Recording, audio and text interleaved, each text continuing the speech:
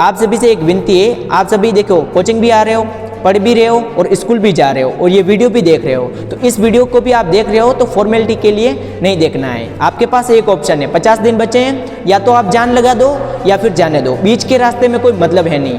50 दिन यार ऐसी मेहनत करो रगड़ के मज़ा आ जाए, ठीक है। नमस्ते, कैसे हो सारे, अच्छे हो? पेन कॉपी लेकर बैठे हो?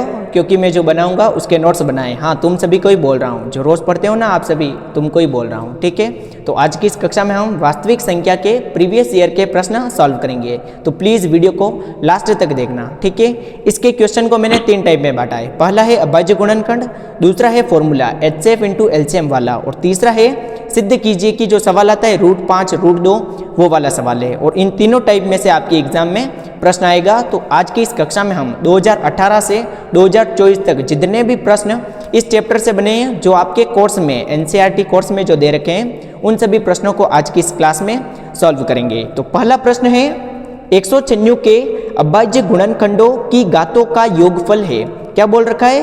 196 के अभाज्य गुणनखंड की घातों का योगफल। तो सबसे पहले क्या करेंगे, इसके अभाज्य गुणनखंड करेंगे। तो लिख देंगे 196। मैंने आप सभी को बताए हैं 2 की विभाजकता का नियम, 3 की विभाजकता का नियम। देखिए इकाई का अंक कितना दे रखा है, 6, तो 2 का भाग जाएगा। अब 2 का भाग दो, इसमें 2 9 18, तो 9 बार भाग जाएगा। 18 19 में से 18 गया तो 1, और ये 6, 2 का भाग 16 में देंगे तो 8 बार। वापस इकाई का अंक 8 दे रखा है, तो किसका भाग देंगे? 2 का भाग देंगे। 2 का भाग दो, कितनी बार जाएगा? 49 बार। अब देखिए इकाई का अंक 9 है, 2 के पहाड़े में 9 आता है? नहीं आता है, तो किसका भाग चेक करेंगे? अब 3 का चेक करेंगे। ऐसे नहीं कि 3 का पहाड़े में ये 9 आता है तो 3 का भाग दो, ऐसा नहीं करना है। 9 और 4 कितना होगा? 13। 3 का भाग 13 में जाता है? नहीं जाता है पूरा, तो 3 का नहीं देना है। अब हम चेक करेंगे 5 का। 5 का भी नहीं जाएगा, 6 का भी नहीं जाएगा, 7 का भाग देंगे। 7 का भाग 49 में देंगे, कितनी बार जाएगा? 7 बार। और 7 का भाग 7 में देंगे तो 1 बार। अब इसमें बोल रखा है अगर केवल गुणनखंड करने होते तो ये सही है, लेकिन अपने को आगे बोला है अभाज्य गुणनखंड की घातों का योगफल। तो सबसे पहले इसकी घात लिखो, कितना? 196 equal to 2 into 2 into 7 into 7। 2 की घात 1, 2 की घात 1। देखिए आधार समान है तो घातें क्या होगी? जुड़ेगी। तो 2 की घात 2 इंटू 7 की घात भी 1 और 1 2। इसमें बोला है घातों का गुणनफल। क्या बोला है? घातों का गुणनफल। तो घात कितनी दे रखी है इसकी? 2, और इसकी घात कितनी है? 2। तो 2 को 2 से गुणा करेंगे, कितना आएगा? 4। तो इसका आंसर होगा 4। अगर केवल अभाज्य गुणनखंड कहते तो केवल आंसर यहाँ तक सही था, लेकिन इसमें बोला है घातों का गुणनफल। घातों का गुणनफल, तो ये दोनों घात है, इन दोनों को गुणा करना है। तो 2 को 2 से गुणा करेंगे 4। इसका आंसर कितना होगा? 4। प्लीज़ वीडियो को एंड तक देखना, ठीक है। मैं नोट्स कल चेक करूँगा। आगे प्रश्न है 95 तथा 152 का महत्तम समापवर्तक। महत्तम समापवर्तक क्या होता है? HCF ज्ञात करना है हमें। प्रश्न दूसरा है 95 और 152। सभी अपनी कॉपी में भी ट्राई करते रहना, अगर आता है तो ट्राई करना, फिर आंसर मिलाना सही है या गलत है। 95 लिख देंगे इसे। देखिए इकाई का अंक कितना है? 5। 2 का भाग 5 में जाता है? नहीं जाता है। 3 का भाग चेक करेंगे। 3 को इस 9 को 5 को जोड़ेंगे 9 में। 9 और 5 कितना होगा? 14। 3 के पहाड़े में 14 नहीं आता है, 3 का भी नहीं देना है। अब हम चेक करेंगे 5 का। 5 का भाग जाएगा। क्यों जाएगा? क्योंकि यहाँ पर लास्ट में 5 है। अगर इकाई का अंक 5 और 0 होगा तो 5 का भाग देना है, ठीक है। 5 का भाग दो, 5 एकम 5, कितना बचा? 4, और ऊपर से उतरेगा 5। 5 का भाग 45 में देंगे, 9 बार जाएगा, तो ये 19। अब 19 में किसका भाग जाता है? केवल 19 का। अभाज्य संख्या है 19, तो 19 का भाग 19 में देंगे तो 1 बार। और दे रखा है 152, तो लिख देंगे 152। अब 152 में हम इकाई का अंक देखते हैं। तो इकाई का अंक कितना है? 2, तो 2 का भाग देंगे। 2 का भाग 15 में देंगे, कितनी बार जाएगा? 7 बार। 1 बचेगा, और ऊपर से उतरेगा 2, तो 2 का भाग 12 में देंगे, कितनी बार जाएगा? 6 बार। 76 आया। अब इकाई का अंक वापस कितना है? 6, तो 2 का भाग देना है। 2 का भाग देंगे तो 2 एकम 2, 2 दूनी 4, 2 तिये 6, 3 बार भाग गया, तो ये 3, कितना बचेगा? 1। 7 में से 6 जाएगा 1, ऊपर से उतरा 6। 2 का भाग 16 में देंगे तो 8 बार। अब वापस इकाई का अंक कितना आया? 8 आया है, तो 2 का भाग देंगे। तो 2 का भाग 38 में देंगे, कितनी बार जाएगा? 19 बार। और 19 का भाग 19 में देंगे तो 1 बार। अब आपने ये जो किया है ये सही है या गलत है, अगर इसे चेक करना हो तो 19 को 5 से गुणा करेंगे 95 आएगा, 19 को 2 से गुणा करो 38, 38 को 2 से गुणा करो 76 और 76 को 2 से गुणा करो 152। अगर ऐसे मल्टीप्लाई करके आंसर ये संख्या आ रही है तो है सही, और अगर आंसर वो नहीं आ रहे तो गलत है। ठीक है, अपने को पूछा इसमें HCF, तो सबसे पहले लिख देंगे 95 इक्वल टू 5 इंटू 19, दूसरा है 152 equal to 2 into 2 into 2 into 19। इसमें आप ऐसा नहीं करोगे कि इसकी घात 1 2 3 और 3 को आप 1 से गुणा कर दो, ये नहीं करना है, क्योंकि इसमें केवल क्या पूछा है HCF, जो पूछा है वो बताना है। ठीक है, एक्स्ट्रा दिमाग नहीं लगाना है। अब देखिए पूछा है अपने को HCF, HCF क्या होता है, कॉमन फैक्टर, कॉमन फैक्टर जो दोनों में कॉमन हो। 5 इसमें दे रखा है, इसमें है नहीं है, उसमें 19 दे रखा है फर्स्ट में और इसमें भी है 19, तो 19 क्या आएगा कॉमन, तो HCF बराबर लिख देंगे 19 और इसका आंसर भी क्या होगा 19। ठीक है, एक बार आप इसे उतार लो। इसका तीसरा प्रश्न है, दो संख्याओं 616 और 32 का महत्तम समापवर्तक ज्ञात कीजिए। हमें क्या ज्ञात करना है, HCF ज्ञात करना है। आप सभी एक बार कॉपी में भी ट्राई करो। ठीक है, लिख देंगे 616, इकाई का अंक देखो कितना है 6 दे रखा है, तो किसका भाग देंगे 2 का भाग देंगे। 616 में 2 का भाग, अगर आपको भाग भी सही से नहीं आता है तो साइड में दो। 2 का भाग 6 में देंगे 3 बार, 6 में से 6 गया तो 0, ऊपर से उतरेगा 1। अब देखिए 1 उतरा है तो 2 का भाग तो 1 में जाने से रहा नहीं जाएगा, तो ऊपर से उतरेगा 6। अगर दो संख्या साथ में उतरी है तो यहाँ पर 0 लगाना है, भूलना नहीं है प्लीज। ठीक है, 2 का भाग 16 में दो, कितनी बार जाएगा 8 बार, तो ये लिख देंगे 8, और 16 में से 16 गया तो शेषफल 0, तो कितना आया 308, तो यहाँ पर लिखेंगे 308। अब 2 का भाग देंगे, 2 का भाग 3 में देंगे तो कितनी बार जाएगा 1 बार जाएगा, कितना बचेगा 1, और ऊपर से उतरेगा 0। 2 का भाग 10 में देंगे तो 5 बार, और 2 का भाग 8 में देंगे तो 4 बार। अरे इट इज क्लियर, क्लियर है, हाँ क्लियर है। 2 का भाग दो, 2 का भाग 15 में 14 आएगा, 7 बार जाएगा तो ये 7, कितना बचेगा 15 में से 14 गया तो 1, और ऊपर से उतरेगा 4, तो 2 का भाग 14 में देंगे 7 बार। ठीक है, अब देखिए 77 आया, इकाई का अंक कितना है 7, तो 2 का भाग नहीं जाएगा। ऐसा नहीं कि 2 का भाग दो और आंसर में पॉइंट में लिखो, नहीं करना है। ठीक है, अब 7 आया है तो 2 का भाग नहीं जा रहा है, 3 का चेक करो, 7 और 7 14, 3 के पाड़े में 14 आता है, नहीं आता है। 5 का भी नहीं जाएगा, अब हम देंगे 7 का भाग, किसका देंगे 7 का भाग देंगे, कितना आएगा 77 आ रहा है तो 11 बार जाएगा, 11 सते 77, तो फिर 11 में 11 का भाग देंगे 1 बार। अब हम अभाज्य गुणांकन करेंगे 32 के, तो लिख दो 32, इकाई का अंक देखो 2, किसका भाग देंगे 2 का भाग, 32 का आधा 16, वापस 2 का भाग देंगे, कितनी बार जाएगा 8 बार, 2 का भाग देंगे 4 बार, 2 का भाग देंगे 2 बार, 2 का भाग देंगे 1 बार, बराबर है। गुणा करो पहले, 2 इंटू 2 4, 4 दूनी 8, 8 दूनी 16, 16 दूनी 32। ठीक है, इन दोनों को लिख देंगे 616 equal to 2 into 2 into 2 into 7 into 11, और 32 इक्वल टू आएगा 2 इंटू 2 इंटू 2 इंटू 2 इंटू 2। जो कॉमन फैक्टर होगा वो HCF होगा, ये याद रखना है।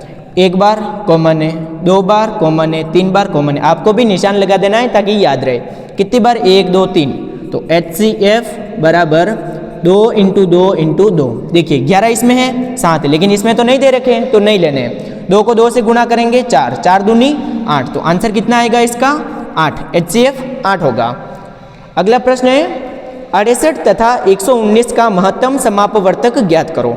ठीक है, कितना दे रखा है 68, तो ये 68 और आगे है 119। इसमें इकाई का अंक देखो कितना है 8 है, 2 का भाग देंगे, 2 का भाग 6 में देंगे तो 3 बार, 2 का भाग 8 में देंगे तो 4 बार। अब वापस देंगे 2 का भाग, क्योंकि इकाई का अंक 4 दे रखा है। 2 का भाग 34 में देंगे 17 बार, 17 का भाग 17 में देंगे तो 1 बार। अब दे रखा है 119, कितना है 119, इकाई का अंक कितना है 9, 2 का भाग नहीं जाएगा 3 का ऐसा नहीं कि 9 का दे रखा है जो वापस 3 का करो, गलत नहीं करोगे। ठीक है, 9 और 1 10, 10 और 1 11, 11 आ रहे, 3 का भाग भी नहीं जाएगा। अब चेक करो 4 का नहीं जाएगा, 2 का नहीं जा रहा है, 4 का भी नहीं जाएगा, 5 का नहीं जाएगा, 6 का नहीं जाएगा, 7 का चेक कर लेते हैं। 7 का भाग दो इसमें 119 में, 7 एकम 7, कितना बचेगा 4 बचेगा, 11 में से 7 गया 4, ऊपर से उतरेगा 9, 7 का भाग 49 में देंगे 7 बार, तो कितना आएगा आ गया भाग, कितनी बार गया 17 बार। तो 7 का भाग 119 में देंगे तो 17, और 17 में 17 का भाग देंगे तो 1 बार। इसका भी हमें ज्ञात करना है HCF, तो लिख देंगे 68 इक्वल टू 2 × 2 × 17 और 119 बराबर लिखेंगे 7 × 17। 2 इसमें है लेकिन इसमें नहीं है, 7 इसमें है लेकिन इसमें नहीं। ऐसा नहीं कि 7 इसमें है और 7 इसमें दिख रहा है, 7 नहीं वो 17 है, ये 17 और इसमें भी 17, तो आ जाएगा ये 17। HCF कितना आएगा 17। देखिए हमने एक टाइप के सारे प्रश्न कंप्लीट कर लिए। अब दूसरा जो प्रश्न आ रहा है वो एक फॉर्मूले के आधार पर है। फॉर्मूला क्या है, दो संख्याओं का गुणनफल equal to HCF into LCM। आपको याद रखना है दो संख्याओं का गुणनफल बराबर HCF इंटू LCM, ठीक है। और आप सभी को एक बात कहूंगा कि आप सभी कॉपी और पेन लेकर बैठे हो या नहीं। अगर आप कॉपी और पेन लेकर बैठे हो तो कोई मतलब नहीं है, ठीक है। ऐसे ही वीडियो चलाने से कोई मतलब नहीं है, प्लीज कॉपी और पेन लेकर बैठना, ठीक है। अब हमें दे रखा है दो संख्याओं का गुणनफल 525। सबसे पहले फॉर्मूला लिखते हैं, तो लिख देंगे दो संख्याओं का गुणनफल बराबर HCF इंटू LCM। दो संख्याएं अपने को नहीं पता है तो पहली संख्या मानेंगे x और दूसरी संख्या मानेंगे y बराबर HCF इंटू LCM। अगर ये फॉर्मूला आपको याद है तो ये सवाल बिल्कुल आसानी से हो जाएंगे। सवाल है दो संख्याओं का गुणनफल, दो संख्याओं का गुणनफल कितना दे रखा है 525, तो लिख देंगे 525 और उनका महत्तम समापवर्तक, महत्तम समापवर्तक यानी कि HCF कितना दे रखा है 5। तो हमें ज्ञात करना है लघुत्तम समापवर्तीय, लघुत्तम समापवर्तीय यानी कि LCM ज्ञात करना है, तो लिख देंगे इंटू LCM। इधर 5 गुणे में है तो पक्षांतरण करेंगे किस में जाएगा, भाग में जाएगा, तो LCM बराबर 525 बट्टे में 5। अब 5 का भाग देना है 525 में, तो दे दो 5 का भाग 5 में देंगे कितनी बार जाएगा, एक बार। अब ये 2 उतरेगा। अब देखिए 5 का भाग 2 में नहीं जाएगा तो वापस कितना उतारेंगे 5, और दो संख्याएं साथ में उतारेंगे तो यहाँ पर 0 लिखना है, ये आप भूलोगे नहीं। ऐसा नहीं कि 15 लिख दो।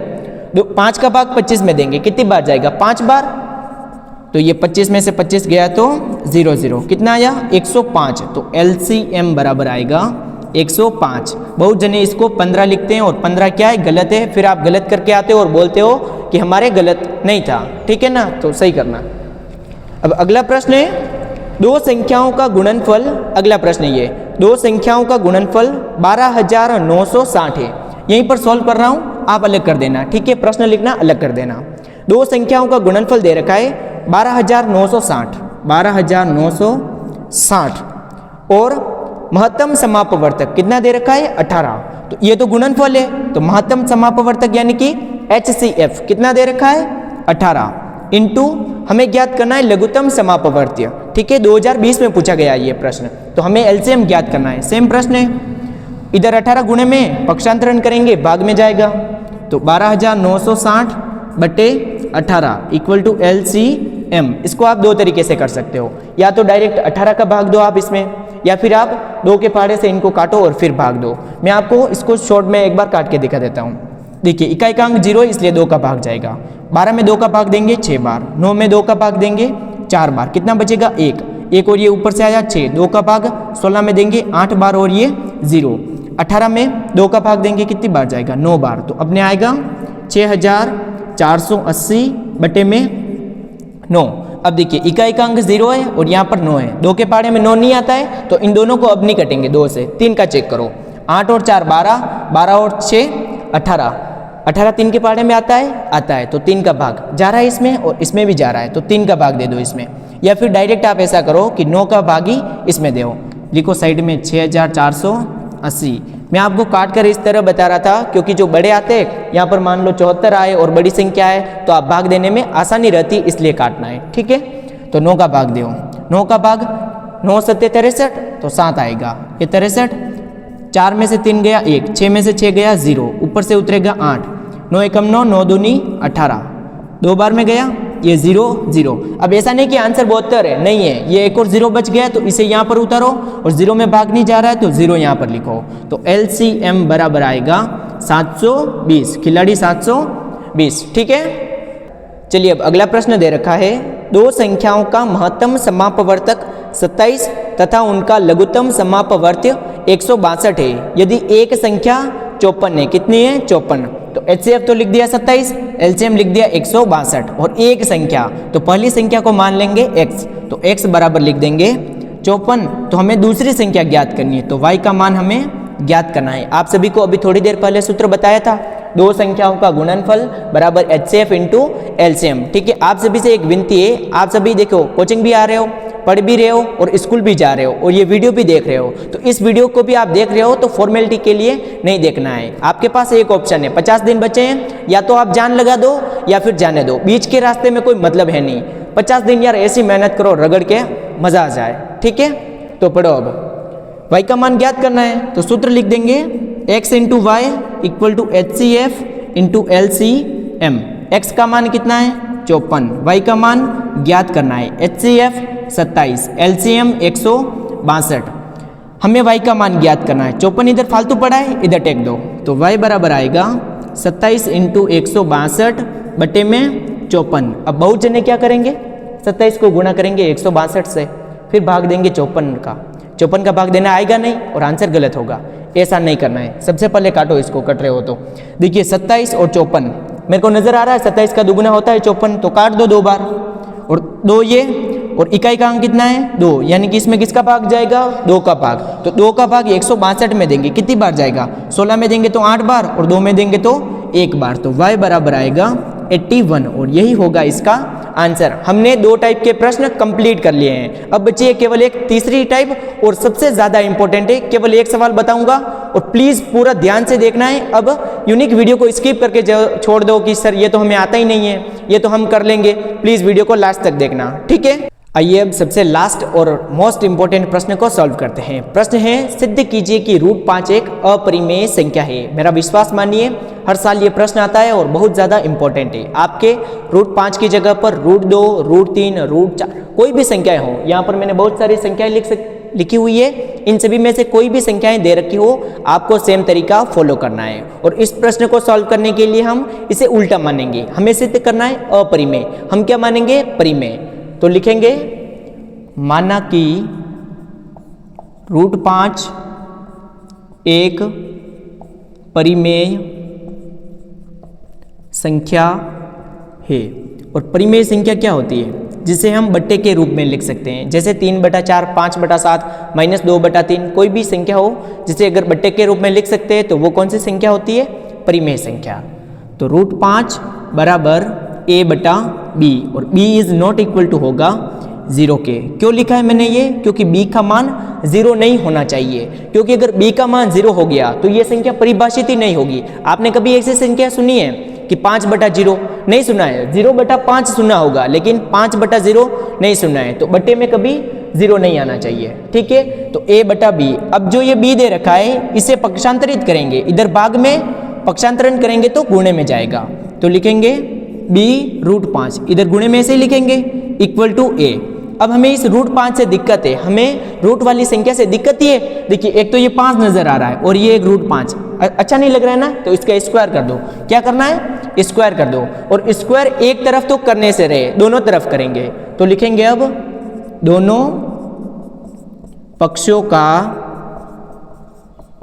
वर्ग करने पर, दोनों पक्षों का वर्ग कर दो, तो b √5 का स्क्वायर इक्वल टू a का स्क्वायर। b का स्क्वायर क्या होगा, b स्क्वायर √5 का स्क्वायर, रूट का मतलब होता है पावर में 1/2 है, जैसे √5 का मतलब है 5 की घात 1/2 और इसका करना है स्क्वायर, तो किससे गुणा करना है 2, और 2 से 2 कटेगा तो 5 की पावर 1 यानी कि आएगा 5। इसलिए हम √5 का √3 का स्क्वायर को केवल क्या लिखते हैं, संख्या ही लिखते हैं, जैसे √5 का 5 लिखा, √3 का 3 लिखेंगे। ठीक है, तो इसे लिख देंगे हम b स्क्वायर इंटू 5 बराबर a स्क्वायर। ठीक है, और इसे मान लेंगे समीकरण 1। अब देखिए ये जो 5 इधर गुणे में इधर लाएंगे तो क्या होगा, पक्षांतरण करेंगे भाग में जाएगा, तो हम क्या लिखेंगे a स्क्वायर 5 से विभाजित है, तो यहां पर लिख देंगे a स्क्वायर 5 से विभाजित है। ठीक है, अगर आपको समझ में नहीं आया हो तो एक उदाहरण देखो, 4x बराबर 16, ये 4 इधर गुणे में पक्षांतरण करूं किस में जाएगा, भाग में। तो यहाँ पर मैं क्या बोलूँगा, 16 4 से विभाजित है, 4 का भाग जा रहा है 16 में, ठीक है। अब अगर और समझ में नहीं आया है तो इसे देखो वापस, इसको हम लिखेंगे एक बार और, ए स्क्वायर 5 से विभाजित है, तो इसलिए ए भी क्या होगा, 5 से विभाजित होगा। इसे समझना है तो देखो 4x स्क्वायर इक्वल टू 16, ठीक है। तो x स्क्वायर बराबर लिख देंगे 16/4, तो x बराबर कितना आएगा, 16 में जा रहा है 4 का भाग 4 बार, तो देखिए 16 में गया, तो इसका अगर हम इसको हटाकर रूट लगाए, क्या लगाए, रूट, तो 16 अब किससे विभाजित हो रहा है, 4 से विभाजित हो रहा है ना, तो x स्क्वायर अगर विभाजित है तो x भी हो रहा है, तो a स्क्वायर यहाँ पर विभाजित है, तो a भी क्या होगा, 5 से विभाजित होगा। हमने क्या किया है, a को 5 से विभाजित कर दिया है, अब किसको विभाजित करना बाकी है, b को बाकी है, तो हम b की जगह पर, सॉरी b को बाकी है, तो हम इस a की जगह पर मान लेंगे 5c, 5 को c कोई एक पूर्णांक है, जैसे और a और b क्या एक पूर्णांक है, तो c भी कोई क्या होगा, एक पूर्णांक होगा। तो अब लिख देंगे a बराबर 5c। अगर आप रूट 2 वाला सवाल करो तो यहाँ पर लिखना 2c, 7 वाला करो तो 7c, 8 वाला करो 8c, कोई सा भी जो वहाँ पर लिखा हुआ हो उसे यहाँ पर मान लेना।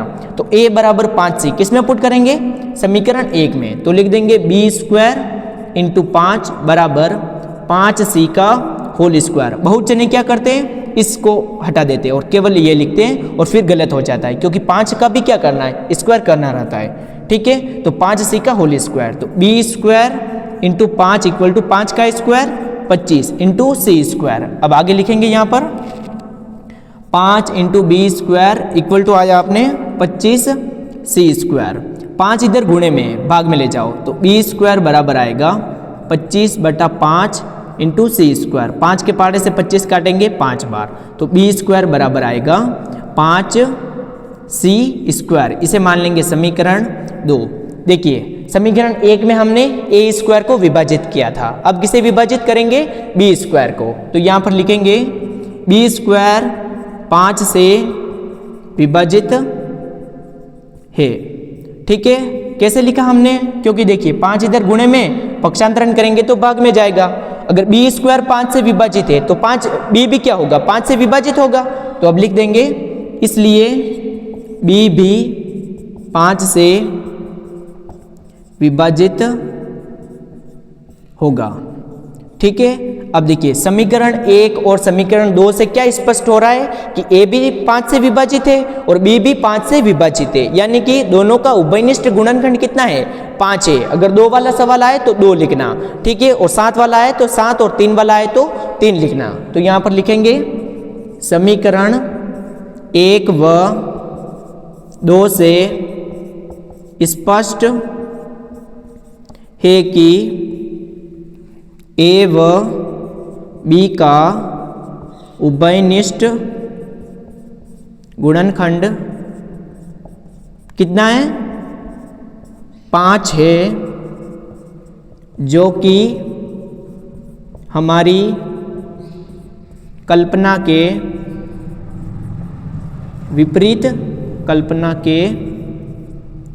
विपरीत है, अतः सिद्ध होता है कि √5 एक अपरिमेय संख्या है। अगर आप इतना लिखोगे तो मेरा विश्वास मानिए एक भी नंबर, आधा भी नंबर आपके कोई नहीं काटेगा। तो मैंने आज की इस वीडियो में आप सभी को अभाज्य गुणनखंड, HCF, LCM और ये सिद्ध करने वाले सवाल बताए। तो आप सभी से विनती है कि प्लीज़ √7 और √2 वाला आप सवाल घर पर ट्राई करें। अगर नहीं आता है तो प्लीज़ कमेंट करें, और अगर आप कोचिंग वाले सभी विद्यार्थी हो तो प्लीज़ कल आकर पूछ लेना। तो आज की इस वीडियो में इतना ही, हम मिलेंगे अगले वीडियो में, तब तक के लिए जय हिंद, जय भारत।